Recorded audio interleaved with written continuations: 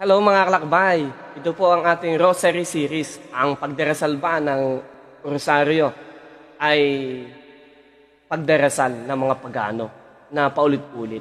Ano po ba ang dasal na inulit-ulit natin sa pagdarasal ng Santo Rosario mga kapatid, mga kalakbay? Ito po ay ang Ama namin, ang Aba Birheng Maria, luwalhati. Ang Ama namin po ay panalangin na itinuturo sa atin mismo ni Kristo. Ito po ay mababasa natin sa Mateo 6, verse 9 to 13. Sa makatuwid, walang bahid na ito ay panalangin para sa ating Diyos. Hindi ito panalangin ng mga pagano. Ang Aba Birheng Maria naman po ay panalangin ng pagpupuri kay Maria bilang ina ng ating Panginoong Jesucristo. Ito ay matatagpuan natin sa banal na kasulatan. At hindi lang basta ito inimbento ng simbahan. Sabi nga sa Luke chapter 1 verse 28, Hail Mary, full of grace, the Lord is with you. Di ba? Ang ganda-ganda po nung laman.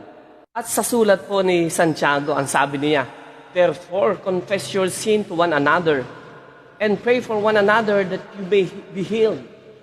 The fervent prayer of righteous person is very powerful. Ang panalangin po ng mga mabubuti ay makapangyarihan. Kaya kung